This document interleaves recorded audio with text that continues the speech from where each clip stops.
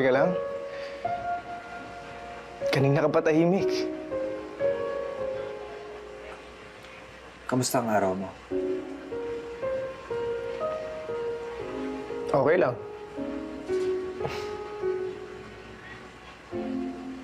So, anong bago sa'yo?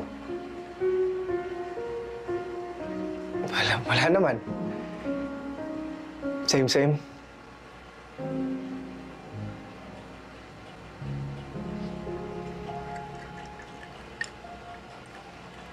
May gusto ka bang aminin sa akin?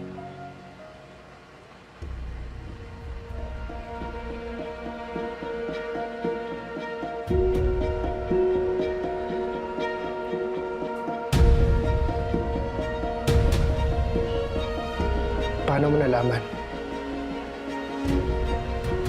You mean, Paano mo nalaman na may surprise ako sa'yo?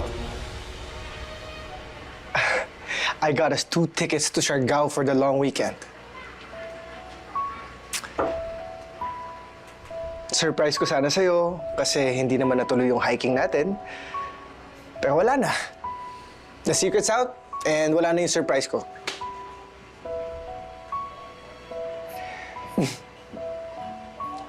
it's okay. At least mayroon akong time para magpalitan siya. Hindi mo naman kailangan.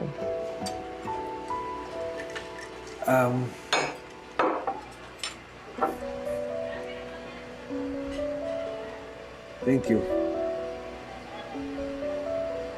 Thank you.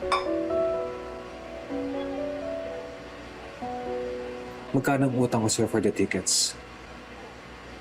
Wala yun. Huwag mo na isipin, okay? I got you. Pero ikaw na lang siguro mag-book ng rooms. Kasi hindi pa ako nakabook eh. Yeah?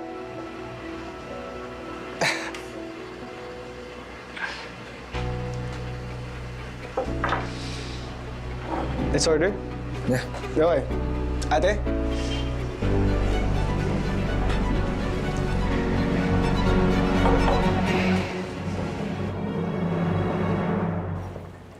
Bakla, baka naman nagjo-joke lang si Daddy V. Alam mo na, parang mga tito jokes, ganun. Kung joke yun, hindi nakakatawa. Takot kaya ako. Alam mo, friend, kung sa akin nga ginawa yun, okay na okay lang. At Daddy kaya siya. Kahit nga yayain ako na makipag-threesome with Hannah, game ako doon. Lucas, ano ba? Grabe naman sa paglukas, friend.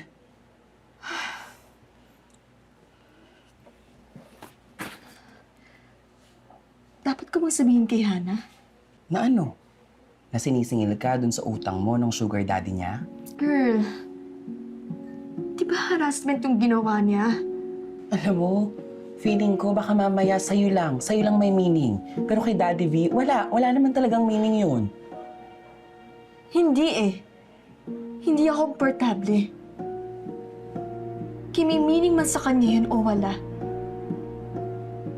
Valid yung feeling ko na na-violate ako. Hindi ko to pwedeng deadmahin lang.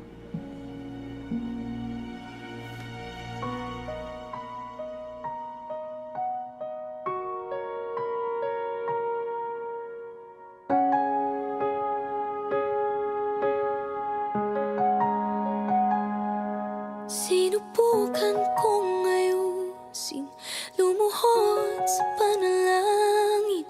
Baka sakali na lang mag-iba't lumihis ang ihip ng hangin.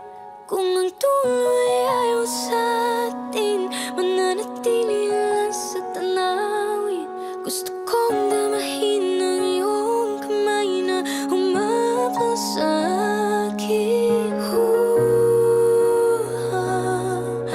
Di ko ata kakayanin to. Ang mabuhay na